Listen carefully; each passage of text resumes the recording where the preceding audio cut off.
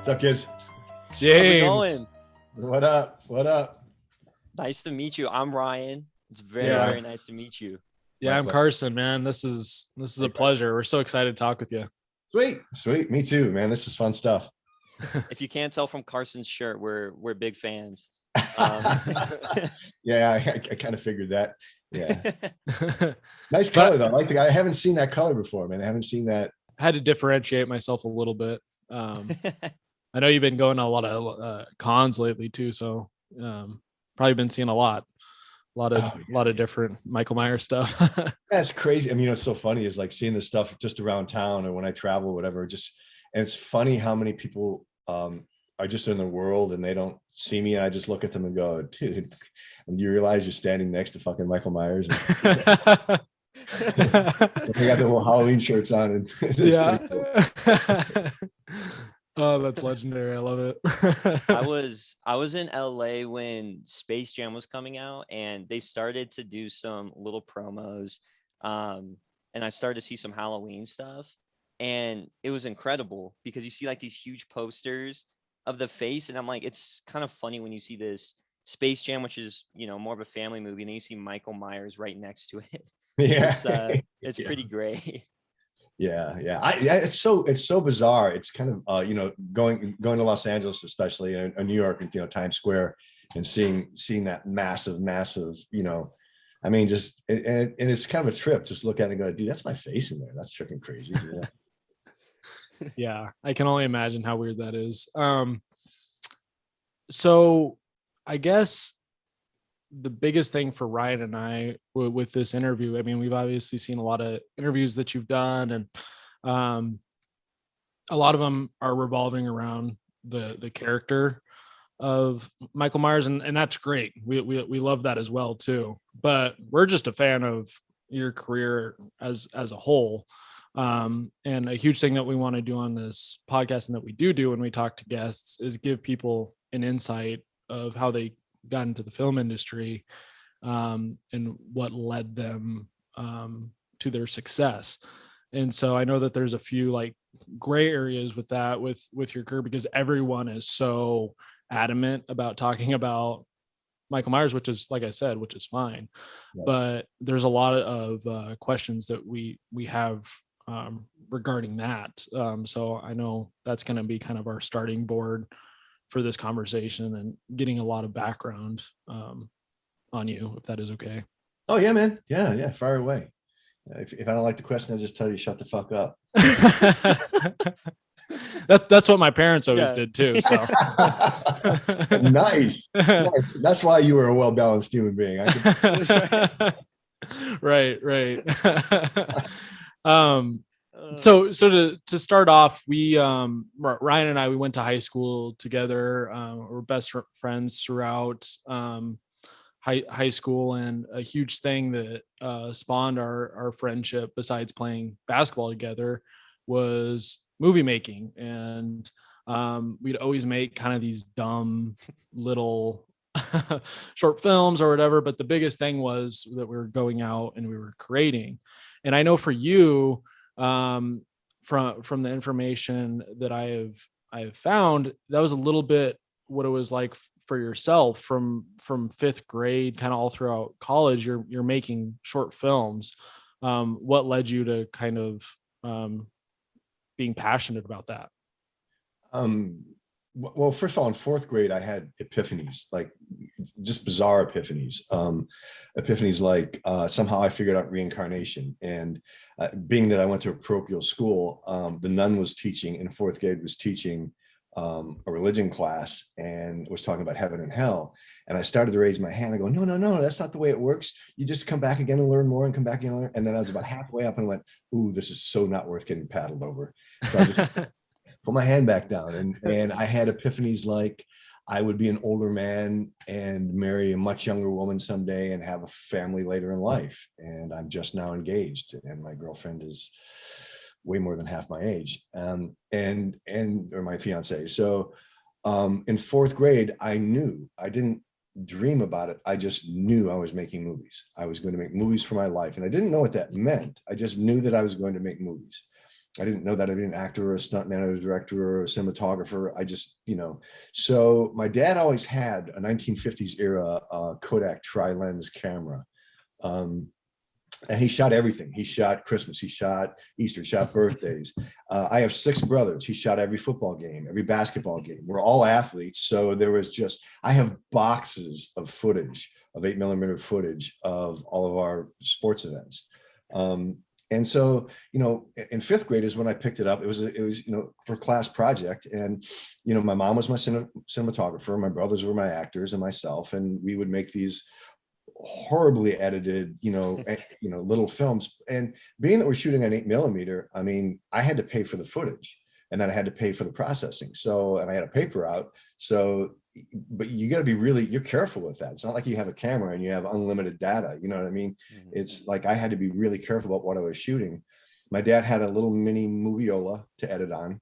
And that was great learning, because you make a bad cut and you're done. I mean, you don't get to recut, there's no playing around with edits. And so I every project that I had a chance to submit for school, I used film. And then in 8th grade, I tried to put together a group of kids to make films, and it's like a film club.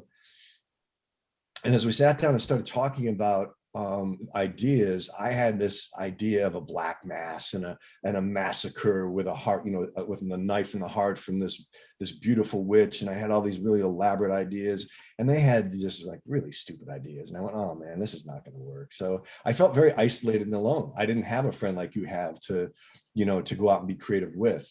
And my brothers were happy to work with me, but they didn't share the passion that I did. Flash forward to college, I majored in broadcasting journalism at one of the top journalism schools in the nation, because I couldn't afford to go to UCLA or Southern Cal or NYU, which at that time were the best film schools in the country. I mean, now you have all kinds of film schools, really good film schools all over the nation. But so I majored in journalism, reasoning. First of all, I love journalism. I read copious amounts of newspapers and magazine articles, broadcasting. But my reasoning was, I wanted to learn how to manipulate minds, and journalism is, like it or not, we like to think it's objective. It clearly is not, you know what I mean? So the point of view that we want to get across in our articles or in our movies or in our podcasts are going to be somewhat colored by our own belief system. And I learned how to work with that from, Pulitzer Prize winning, Emmy Award winning professors. And then I took all the media arts classes I could. So I learned a lot of sound editing, and I learned to edit on a big moviola with 16mm film. And I used my 8mm camera, because I love that camera, through college. And I don't think anybody will ever see the movies I made, because they were turgid at best, but that was kind of the genesis of all that. So when did you make the decision then to go to California and pursue acting, and then to pursue the industry? Was it in 1981 when you did that? And no, I knew I was going to go. I always knew I was going to go. But what I did was, by the time I got to, so I went from a parochial school to a public school in 10th grade. And the parochial education I had was pretty advanced comparatively. So I was in AP courses by the time I was a junior, AP, junior and senior in high school. So I entered university with quite a few college credits already. So by the time I could have graduated early, instead I stayed extra years. I should have graduated in 79. I stayed until 81. And what I did was, see, back then college was $235 a semester.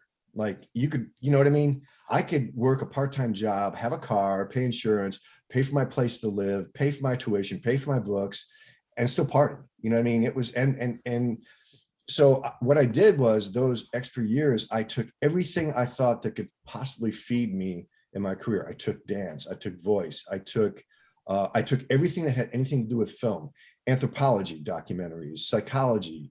I took every retrospective course I could in film, history of film. And so I just kept loading myself with all this knowledge, all of which I've forgotten. But I know when we take information into ourselves, into our minds, it does color how we then, create what we put back out.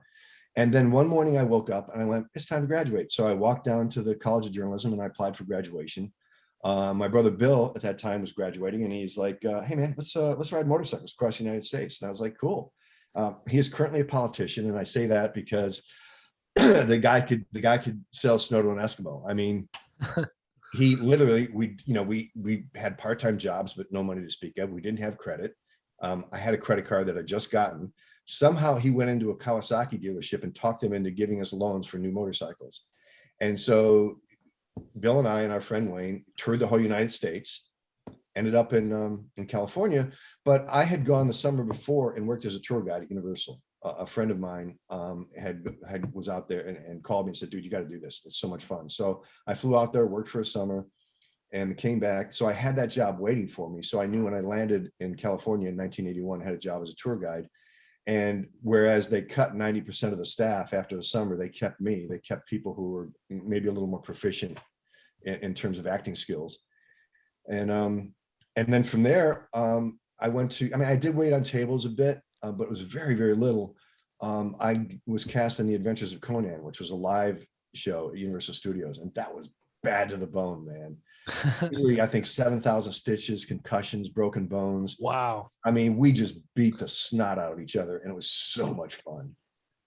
And you played Conan, right? In those shows? No. Those guys were like 260 and ripped. I didn't have the money.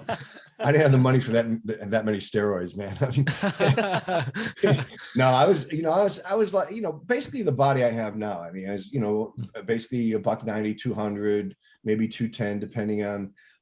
I was a double swordsman, so I handled, because I'd done martial arts since 7th grade. So, so I was a double swordsman for a while, and then I switched over to a character called Taurus Mordor, who was he was the evil sorcerer. So then I fought with a big long claymore and did a 20-foot high fall. So I probably did 3,000 high falls in that show, and probably 7,000 sword fights. But it was great because we all had understudies. So I could run off and do a commercial, or run off and do a film, or a little spot in a TV show or something, and come back and still get paid. It was nice. That's great. And around that time too is when you met some key people to your career in stunt performing. You met Brian Thompson and Alex Daniels, who by my recollection really helped you get passionate a little bit more about stunt performing, because you had the background of martial arts, like you said already. So what did they do, and how did they convince you to further that with stunt performing? Well, Brian really, because Brian's not really a stuntman. What he did for me was, I saw how hard he worked as an actor. And he actually left a working career and went and got his master's degree, his MFA, and then came back to acting. And that was pretty risky, because he was already working just like all of us were. But he cut out. He decided he needed to be deeper, richer, better. So that inspired me. Brian's just an incredible guy, just an incredible spirit. Alex went to the same college I did. We both went to the University of South Carolina. He graduated a year early. I didn't know him personally, but we knew many of the same women. And so it was funny. When I got out there, the first play I did was Requiem for a Heavyweight. And in that play was a man named Ron Ray, who been in a bunch of old movies like Ben-Hur and all those things. He'd been an action extra and a bit player. But he was a teacher and lecturer at the Royal Academy of Dramatic Art. And so I was doing Requiem for Heavyweight. He said, "Look, man, you're good, but I'm going to teach you how to do this." And so he became my acting coach. He was already good friends with Alex Daniels. So Ron threw a party one day, and Alex walks in, and he walks in, and Ron introduced us, and I went, "Alex, I know you. You dated Stella Kiesler." And he goes, "Oh my God, what?" So we became fast friends, and Alex is he's now president of the Stuntmen's Association, but it was Alex who taught me how to do high falls, because, being an adventurous kid, I fell off like a story and a half slide, like a big, tall slide. And I was just being a knucklehead kid. and I was monkeying around the outside, and I fell down on my back and smacked my skull. I thought I was going to die. And so I had this fear of heights. I didn't like heights. And so that's when I was doing Kobad Shah, the double swordsman, and Alex and I hung out a lot. I mean, we played beach volleyball together, we rode bikes together, we camped together. I mean, we had a lot of fun together. So they wanted me to do Taurus Motor, but it had the high fall. It's a 20-foot fall into a blind pit. So when you're falling, you have a mark that you're looking at, but if you can't see it, I'm already in the fall by the time I catch my mark, it takes a whole nother level of concentration. And Alex, they wanted me to do the role, and I said, no, I'm not doing high falls. And Alex was like, nah, dog, you're not passing up on this. This is too good. So he took me to the Bob Yurkis place, who trained Circus of the Stars. And so it's all, trapeze and high wires and all that kind of stuff. And he started me going up the ladder for the trapeze. And I mean, he started me at 10 feet, and we go up, 4 or 5 feet every time. Man, I was white knuckling, the first 10, 20, 30, 40 feet. I mean, I had to shit so bad. I mean,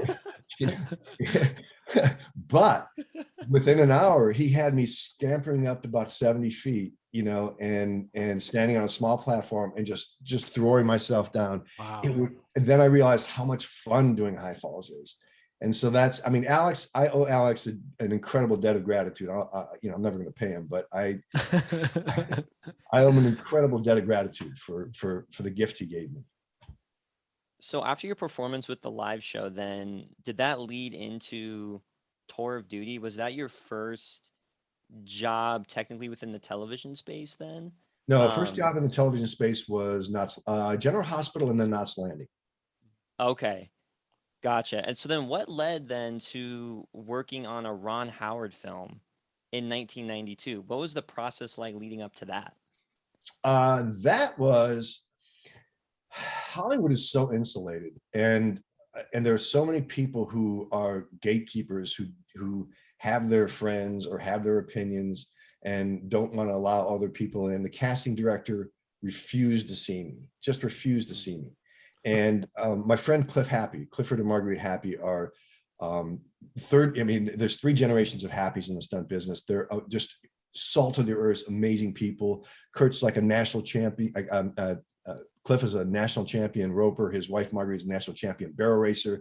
These people are just awesome people. And I knew he was working on Far and Away, and so I called him. I said, hey, dude, the casting director won't see me. And he said, oh, okay, well, let me call Walter. Walter Scott was stunt coordinating. So I called Walter and said, hey, this kid's a good actor. He's a good stuntman. He's a good fighter. You need to hire him. So Walter called me in, we met, and that's how they hired me. And so I ended up working several months on that film. And Walter, who also did like Backdraft, and I mean, he's a storied old and just a gentleman. That was just such a beautiful experience. Ron Howard. Okay, it's like this. Ron Howard he's still Opie, right? He's still this little child actor Right. on a sitcom, but incredibly talented, incredibly gracious, very loyal. I call David Gordon Green Ron Howard on steroids. It's like, you know what I mean? Talk about creativity and a safe space to work. Talk about loyalty. Talk about all the fine things that Ron Howard is. It's David Gordon Green is that in multiples. So I had an amazing experience on Far and Away, and flash forward to Halloween, nothing compares with it. Wow. So on that experience with Far and Away, obviously Tom Cruise and Nicole Kidman are in that film. Can you give us any insight to the validity or the truth to Tom Cruise doing his own stunts? Was that true from what you saw on set? Or were you able to experience that? 100%. Wow. That guy. So in leading up to the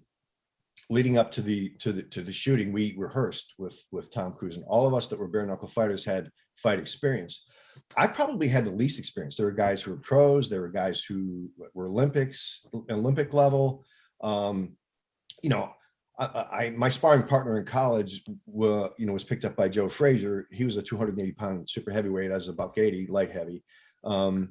so I had lots and lots of ring experience in terms of sparring and, a little bit of fighting, but nothing like these guys had. But we all had technique, and I got hired because I could handle myself. And so we went in, when we went into rehearsals, I mean, Tom Cruise is a good athlete, but the dude at that point, when we started rehearsals, couldn't fight his way out of a wet paper bag. A 6-year-old girl could beat him up. I mean, literally, he was throwing punches, all over the place. But everything we taught him, and each one of us kind of figured out what we were good at, and we would instruct him. Clearly, that guy went home at night and stood in front of a mirror for hours and perfected whatever it was. We were all blown away. He came back. By the time we were done with rehearsals, which were a couple of months, I would have put him in the ring and I'd have bet on him because the guy is such a great athlete. And so he did everything on his own. Corey Eubanks was his stunt double at the time. And in that situation, you've got to have a stunt double, which I did in the Halloween movies. And what'll happen is, just like with me, there'll be one or two things where they can't afford to lose the actor. And so you're going to put a stunt double in there because, a sprained ankle, a broken bone, a broken nose. I mean, but aside from me, I can't even remember anything Corey doubled. Corey actually, and this can happen with, it's happened with me as well, where the stunt double will come in and do a lot of the rehearsals with the stunt coordinator and the stunt team so that we can be off doing what we need to do. And then once they've mastered everything, all the choreography, all the angles, then they bring me in, or they brought Tom Cruise in. But that guy, and let me tell you, man, he had a private massage therapist and a chiropractor on set. And after every fight, he would send his massage therapist and his chiropractor over to the guy he was fighting and have them taken care of first. And he refused to be treated until the guy he fought was treated. And it was brutal, man. I mean, I don't know if you remember, well, you wouldn't, I mean, whatever. In the fight, when he finally knocks me out, I go way back on my back. Because, ideally you'd like to pad up, but I couldn't wear pads because of the costume. So, my elbows were sworn up like grapefruits because I kept, you had like 15, 20 takes and then landing on my elbows, boom, and believe me, Tom Cruise took that beating too. He took it like a man. He's an amazing, I have so much respect for that guy. His work ethic and his generosity, he doesn't suffer fools gladly, man. He will not put up with shit, but that guy, he deserves every freaking accolade and dollar he's got, man. What other films besides Far and Away and Working and seeing Tom Cruise impacted you now to where you're at today? Is there any other films such as The Gray in Between or anything else that had a great impact on you? I think although it's made some all-time worst films list, Freeway Maniac, because, Paul Winters and I, we didn't know what we were doing.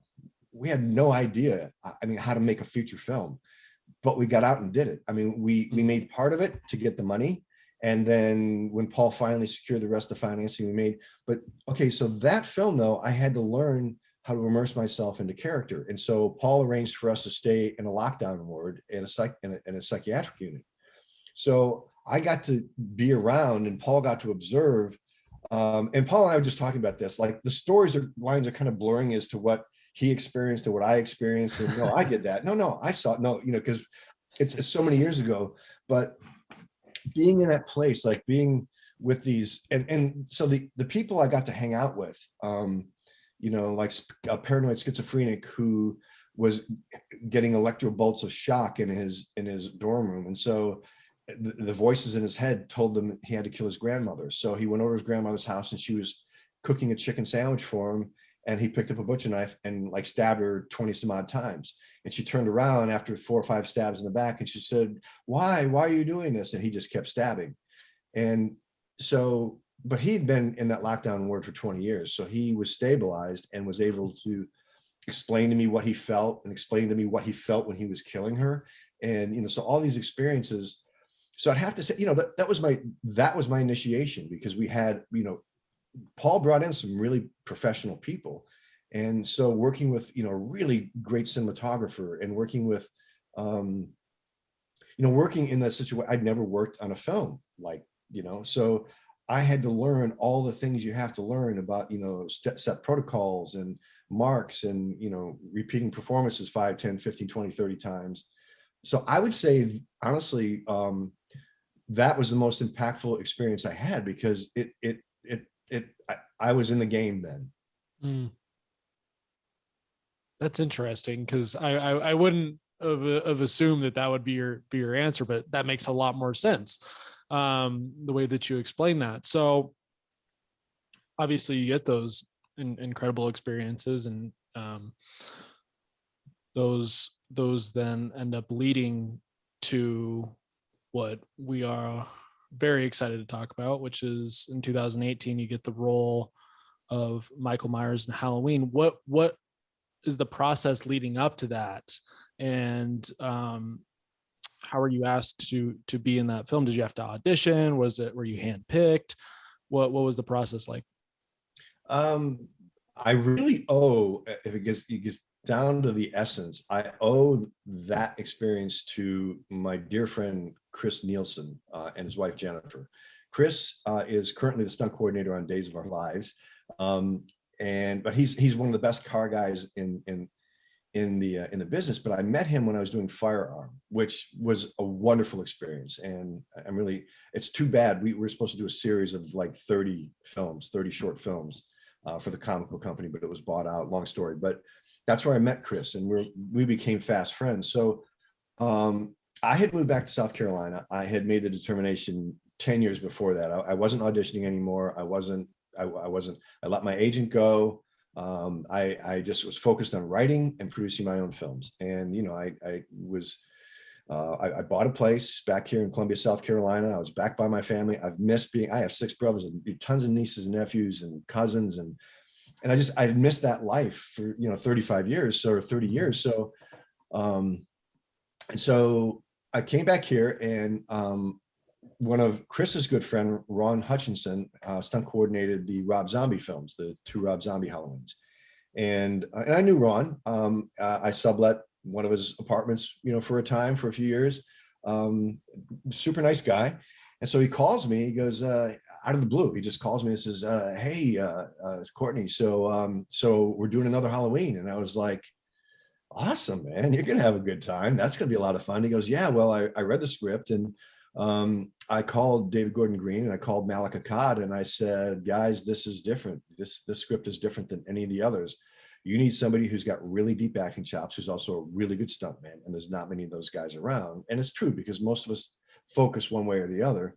To me, it was just bringing in all the information I could as a filmmaker, so anything I could do in film, I was going to do.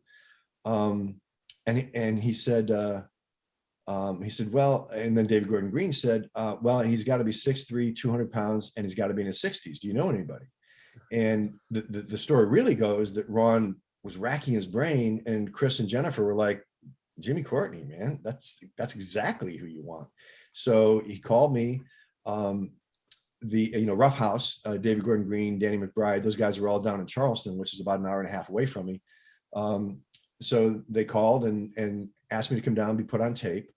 And so I didn't know it. This happens a lot. It happens a lot, but they were live feeding my audition. And so I went down, drove down, they put me on tape, they watched me move. We interviewed a lot. I explained a lot about, about my experience in the psych ward. I kind of freaked them out a little bit when I talked about the highly sexual nature of mass murder, which is a fact. Yeah. And yeah, so they're a little freaked out about that. So I thought, okay, this is what it is. I went out, out to the parking lot, got my little old pickup truck, and I wasn't in the parking lot yet. And I get a call from Blumhouse, and they're like, hey, are you available to shoot in October and November? And I'm like, yeah. Usually that's the kiss of death. It's the kiss of freaking death. You know what I mean? If it looks like you're going to get it, you don't. So, and I had really evolved to the place in my life where I know how to let things go now. I used to say, oh, I'm going to let it go, man, but not really. But at this point, I can just really let things go. I just don't give a rat's ass anymore, And so, so I'm driving to the freeway, which is only a couple of miles away. I got a call back again. And they said, hey, so David Gordon Green wants to meet you. Can you come back? I'm like, yeah. So I went back and I met Malik and Ryan Turk from Blumhouse and David and Danny and, and then we were supposed to shoot in October, November, and I didn't hear. And I was like, cool, man. I'm writing my little heart out. I'm negotiating my deals. I'm trying to get my films made. And I totally forgot about it. I just totally let it go. And then out of the blue, they call and say, hey, so we're shooting in December. We need you here for wardrobe, and we need you. And then we were on, man. What was the first day on set like, wearing the mask and actually performing in a scene? What was that like for you? Well, the first day, the first mask day was the rehearsal the day before principal began. We were rehearsing that very long tracking shot, a very incredibly complicated shot, and I'll get to that. But I had gone out to California, had the life mask, my head in a bucket of plaster, and so they could mold the mask and make the mask. So and we rehearsed hours and hours and hours and hours. And then Christopher Nelson shows up with this beautiful leather Halliburton, and everybody like runs to the back of this house because we're on a practical location. We go to a back room, and David, Danny, Ron, Simmons, the cinematographer, and and myself, we I'll go back there to see how the mask is going to look and fit. He pulls it out. Clearly, it's a beautiful mask. He's a magician.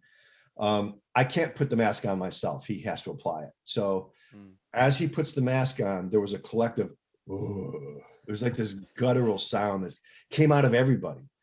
And for me, it was like a 5 billion amp connection. It just went like that. And I already had that space inside me. I already created the character. It's a place, and it's not a place you really want to go to unless you can handle darkness. But when that mask went on, dog, that's why I have not put either one of those masks on from these two films since I did the film. Wow. I have them. I have hero masks from both movies, but I will not put it on. I mean, because what happens to me when I put it on? So the first day of shooting, as I recall, we were out in the courtyard. I wasn't wearing the mask. Uh-huh. It's when the podcasters are, Yep. fucking with me. And so, but I was already in character, man. So by the time so when we get to the scene where I pull the mask out of the trunk, that was another one of those. Even though I was already in character, when I pulled that mask out of the trunk, when I put that mask on, the transformation occurred, and it was palpable in my being. It's such a spiritual experience.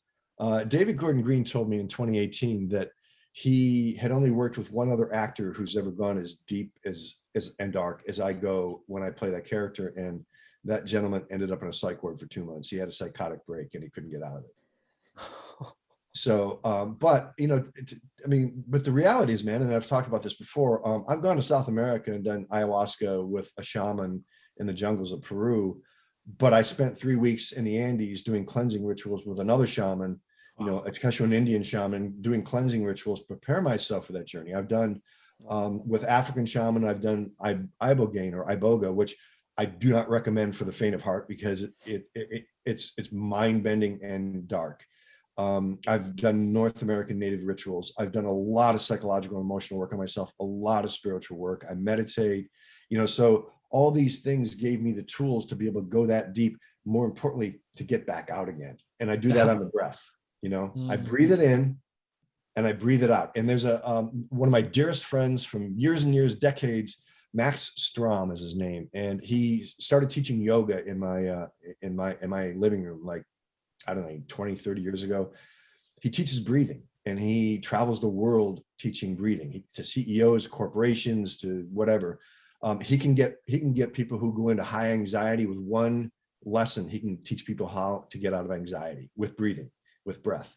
So it's Max's techniques that I use and I've used for decades to go into that space. And it is a space. I go into that space and it really feels like it's down here.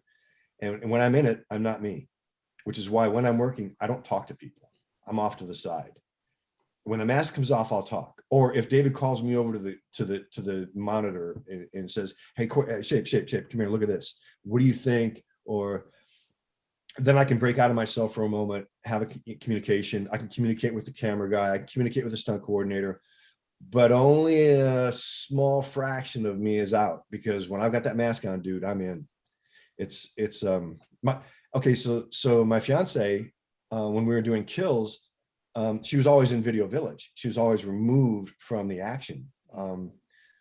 But when we were doing the fire scenes, it was a break. The mask was off. She came over because we were trying to figure out what we were going to do for dinner, which would have been like at 8 a.m. And she then all of a sudden they had to get a shot really fast. And Chris Nelson comes running over, got to do it. So he puts the mask on, and she said it was bone chilling, like the shift that happened to me. I mean, this is a woman I'm going to marry. So she knows, right? So she said it was bone chilling. Oh my God. I mean, and it's evident too in both of these films. Don't get me wrong. I love Nick Castle, and I know that you guys have gotten to be pretty good friends over the years, and his portrayal in the original Halloween is incredible. It's incredible. But what you have done, the work that you have done these past two films, and I'm so excited for Halloween Ends to see that continuation.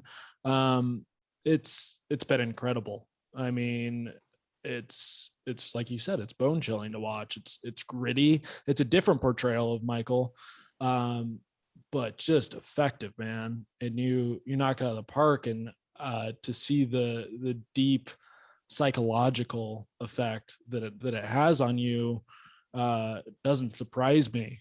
Do you think that your performance is due to also, I mean, you talked about David Gordon Green, how incredible he is. Do you think it was on the first film, having Nick Castle on set, having John Carpenter on set, kind of the original cast members? Do you think that's helped your performance at all?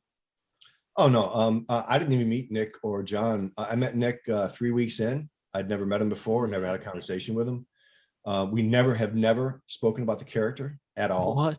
Not one single word. And Nick and I are very good friends. We talk on the phone often. We text. We fuck with each other all the time on texting. And in fact, when I got engaged to Sarah, because he always calls her Mrs. Castle. And because she's a beautiful, I mean, they're enamored with each other. You know what I mean? Nick and Sarah are just enamored with each other.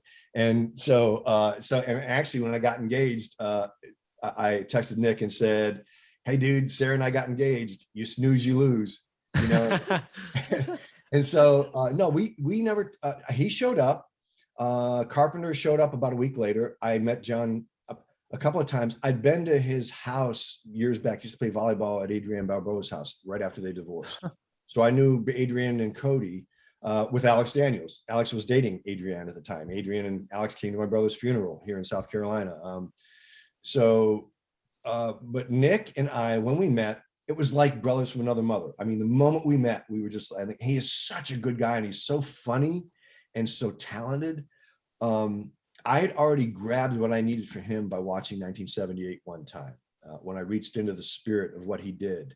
And so I didn't need to cloud anything with left brain verbiage. We were hoping that we would get to share the same scene, that would inhabit the same scene, because he really wanted to pass the torch. And so the fact that we got to be in that single scene where he's in the window and Laurie Strode pulls up, it's him. And the reason they had to do that is because they had to do a long shot. Nick's face is longer than mine, so that mask fits right to my face.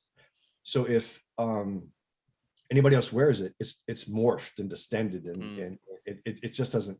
So they had to use a long shot on that, and then in that same scene, when my face is in the mirror and they shoot the window out, that's me for two reasons. One, because it was close, and secondly, because Heath Hood, the brilliant special effects guy, was about a foot behind me and 6 inches over shooting the projectile that broke the mirror. So I live for that shit. Nick Castle does not live for having a gun shot behind his head. It's just not, it's not his wheelhouse. It's mine. So, and then flash forward to Halloween Kills. Nick's not in the movie, but they gave him credit because he did the ADR. He did the breath. And I think that's really beautiful and spiritual because Nick Castle is still breathing life into the shape. You know what I mean? And so it makes me really happy that Nick, was a part of that. And John Carpenter and I he's a salty old dog, man. He's funny and just acerbic as hell, man. I mean, he's just like, so I never talked with him about anything. It was basically a little small talk and then moved on. You know? So then how was your relationship then with, because you've mentioned him quite a bit here, and it's one of Carson and I's favorite filmmakers is David Gordon Green. What is that on-set and even offset relationship like with him? It's working with him has been absolutely hands down the best experience of my career. In fact, it's not only the best experience of my career, working with David Gordon Green has been one of the highlights of my life. That man is, first of all, he's so self-confident. He's so confident in what he does that he can leave his ego at the door. He doesn't get triggered by bullshit. You know what I mean? He's really clear that he has a vision. But then what he does to create that vision is he gives license to everybody around him to express their creativity to the fullest so that he can pick and choose and morph from all these creative things flying around him. And the dude sleeps 3 hours a night. You know what I mean? He's just a machine. And so he is, and the man is loyal. When business things can go a little crazy, that man's there at your back. I mean, I have never had in my career an experience like working with David Gordon Green.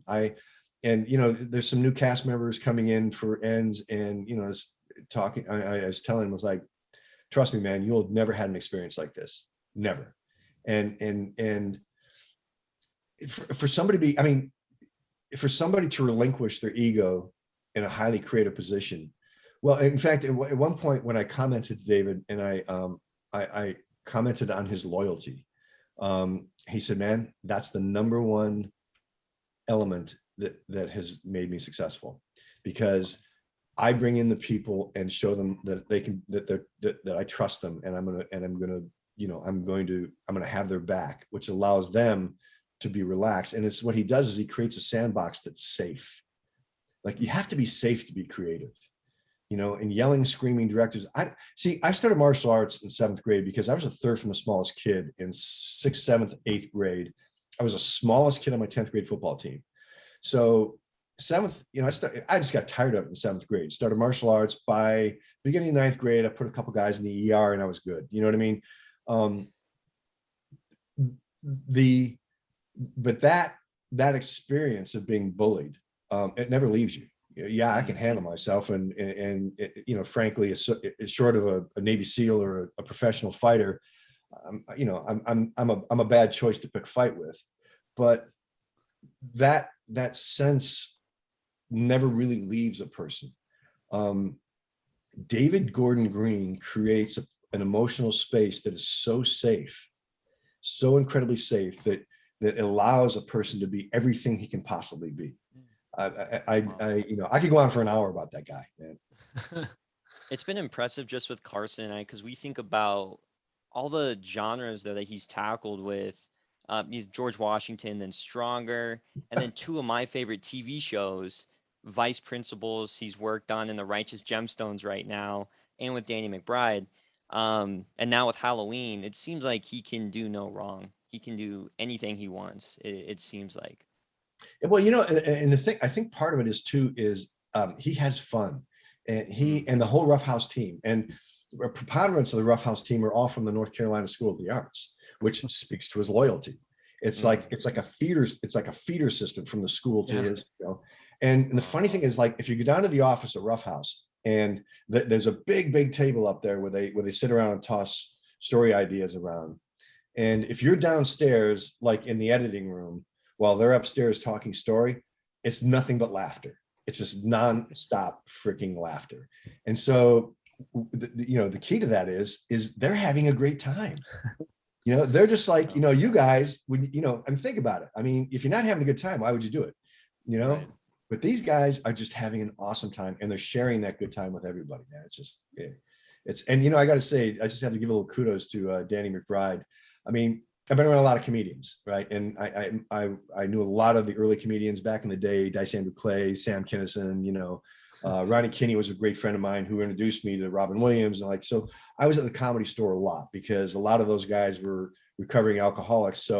And I was a starving actor. So Ronnie would invite me and my friends to the Comedy Store, and he'd collect drink tickets. So we had free drinks and got to see like Robin Williams and all these crazy comedians, There's a thing about, and those guys used to hang out because I live in the same apartment complex as Ronnie, and we had a massive, beautiful backyard with a beautiful garden and a sauna and a pool. So a lot of us would all hang out in the back, and the comedians all have to be the funniest guy in the room. Danny McBride doesn't have to be the funniest guy in the room. He's a freaking great audience. That guy sees humor in everything. You know what I mean? Yeah. So I think those magical components that make the chemistry of what Rough House is starts with David Gordon Green and Danny McBride. That's incredible to see. I knew that these films would be in good hands when I knew that it was David Gordon Green and Danny McBride tackling them. That just they're professionals at what they do, but they have a unique and creative vision that is like no other. The last thing I want to talk about with Halloween is the relationship with Jamie Lee Curtis, with her in the original film being this first-time actress. And then all these years later, she's obviously, this just incredible actress that everyone knows. What I love about Halloween 2018 is the replication of that with Annie Matichak. And she just gives some incredible performances. And I know that you guys have gotten close during these filming processes. What do you see in her throughout the filming process? What has it been like working with her, and then Jamie Lee Curtis as well? Well, it's striking, and Andy has talked about this. It's striking how similar Andy and Jamie are. I mean, just as people, just their perspectives, just their spirituality, sort of their worldview. So it's again, this goes, one of David Gordon Green's great gifts is casting, and I think, Francis Ford Coppola said that that's 80% of his job. I mean, casting is huge. So finding Andy was a stroke of brilliance. Andy is, well, okay, when you look at consummate professionals, like Tom Cruise, Jamie Lee Curtis, 100%. I mean, just an incredible person to work with. And Andy is exactly the same thing. I mean, there's on the day, they're 100% present, 100% prepared, all go. The friendship that Andy and I have developed has been really beautiful, and we could afford to have that friendship from 18 to Kills, because really the dynamic between us was not quite what it was for Jamie. And Jamie, Jamie's got all this history that she has to deal with the character. So for me, I kept and when I met Jamie, when she first showed up on set and she saw me, across in our dressing rooms, our trailers, she just marched right over, stuck her hand out and said, "Jamie." And I was like, "James." And she goes, and we just had this very nice conversation. And then I said to her, "Jamie, I'm giving you space. I'm not going to talk to you. I'm not going to sit down next to you. I'm going to give you the space because of the dynamic. So just so you know, if you need something from me, let me know. Otherwise, I'm not going to talk to you." And she was like, "Agreed." And so then several weeks in, we were about to shoot what was going to be the ending, which didn't end up being the ending, but we were going to have a big fight scene in 2018. And she was way at the other end of the hair trailer, and they were trimming my beard. They were doing her hair. And all of a sudden she gets up, marches down and goes, "Okay, we need to talk about this fight thing." And so So we talked it out, and then and so we talked it out, and we do this fight scene. And in the fight scene, to tell you what kind of athlete she is, like I'll compare her to Tom Cruise in this. You wouldn't think so. First of all, wrestling with her and fighting with her, her body's as hard as a rock, right? And this woman's hard as a rock. So and fights like an MMA fighter, man. I mean, so she was hitting the ground hard. We're doing, boom. At one point, I'm holding a knife, like this, like I'm holding a knife down like this, extended out. The biggest nightmare for a person who knows how to fight, or a stunt person, is fighting an actor, because actors are wild. They just lose their shit, and they'll hit anything. And she was going to swing, she'd run out of ammunition in this rifle, and she was swinging it from the barrel, and she was going to hit the blade. And I'm thinking, oh, dude, this is a broken hand right here, man. This is a broken knuckle. And 30 takes, dude, 30 takes, and she hit the blade every single time. What? And so I'm like, okay, so working with Andy, in kills is when we get to rock and roll physically. Now, you know that Andy was a D1 scholarship soccer player, right? I didn't know that. I did Wow. not know it. Wow. Yeah. She was a D1 scholarship. I think it was UCF.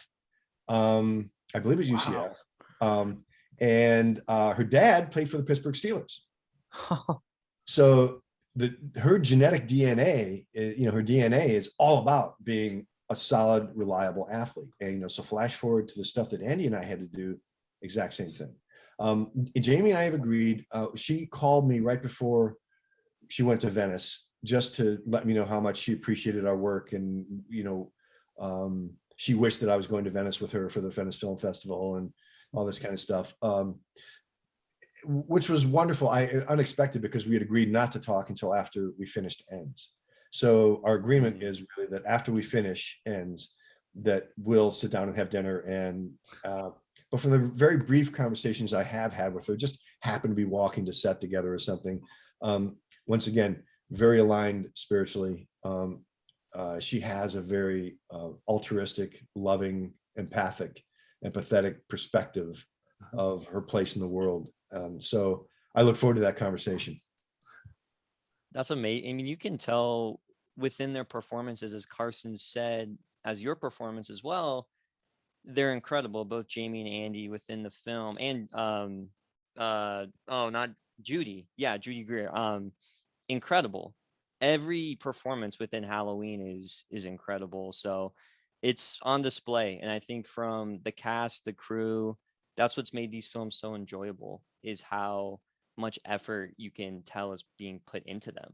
It's amazing. Yeah, thanks. And that always starts at the top, man. It starts at the top. It starts with David. It starts with DGG, and it rolls downhill, man. And we all get to to live in the bounty of DGG. Oh, I love that so much.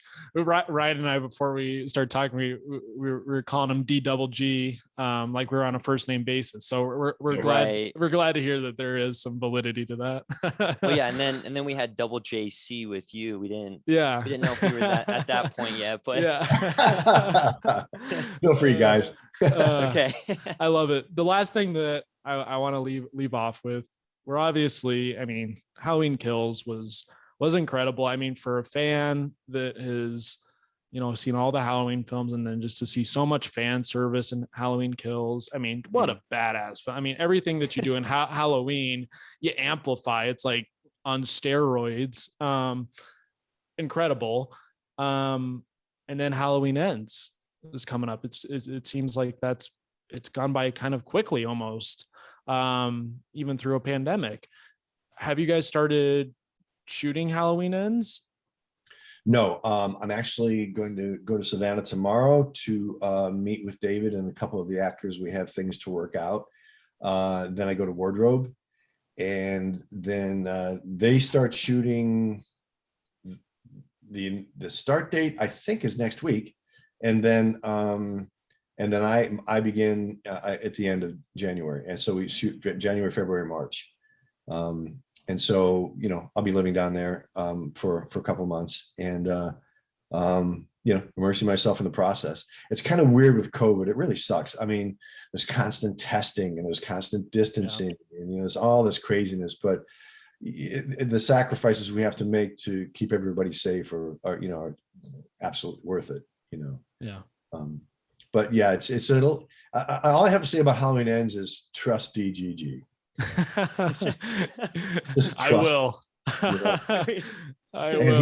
He's going to take you places you don't know you're going. He's going to twist a few heads. You know what I mean? It's like, I don't know that anybody ever expected what he created. What he created in 18 or Kills. So I would, just trust that it's going someplace that's going to be a little mind bending. Wow. Yeah. Well, that's a perfect place to end off. Wow. I got chills. So that's the promo right there. Right. Thank you so much for talking. You got a lot going on between you're going to start filming, and then I had no clue that you were engaged. Congratulations on that. That's huge.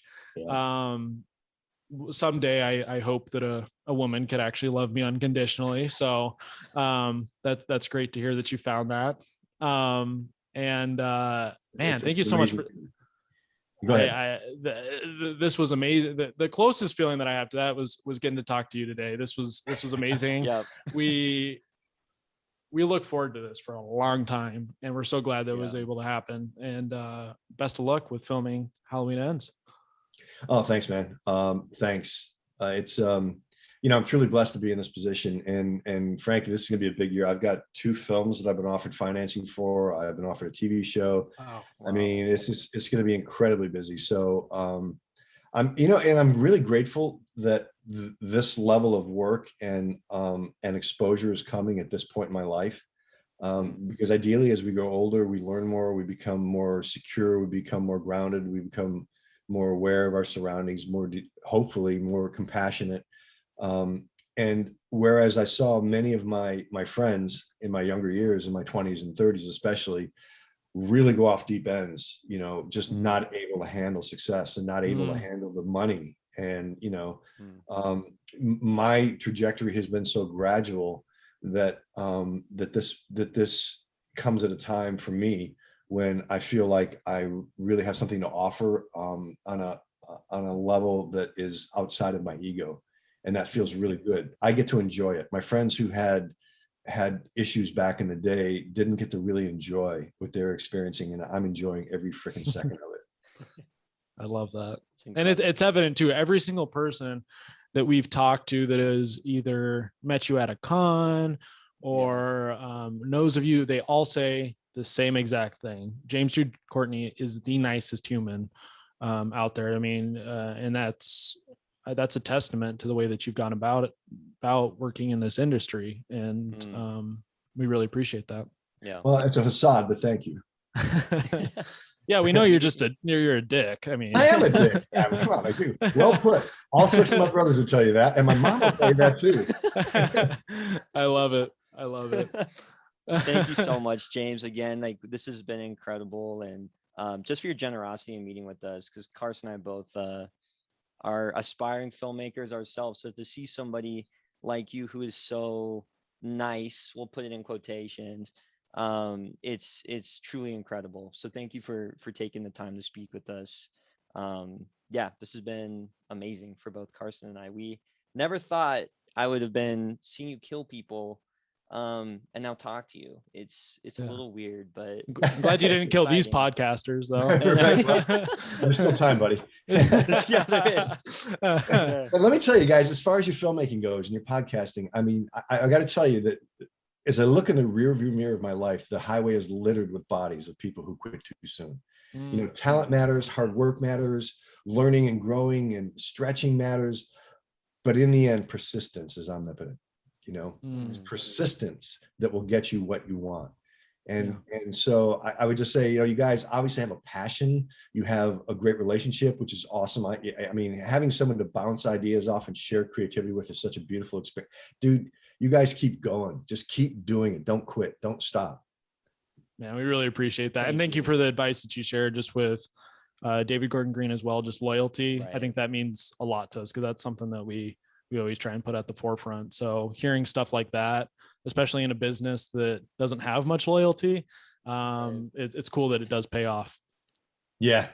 Yeah, it does. It does. It really does. Well, you know, it goes around, comes around, you know, karma, whatever you want to call it.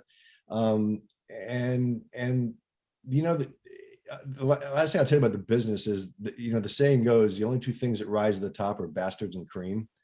I would much prefer to be cream with a little bit of bastard in me. You know? Right. So, right. I mean, just take that for what it's worth, man. You know, you're going to have to fight some battles that are not fun, you know, but at the end of the day, I mean, you know, being able to look in someone's eyes and know that you have treated them with respect and that you're probably going to get it back is worth it. Right. Well, we have a new episode title for this, is Cream with a Little Bit of Bastard. There you go. with Double JC. That's going to be the new episode title.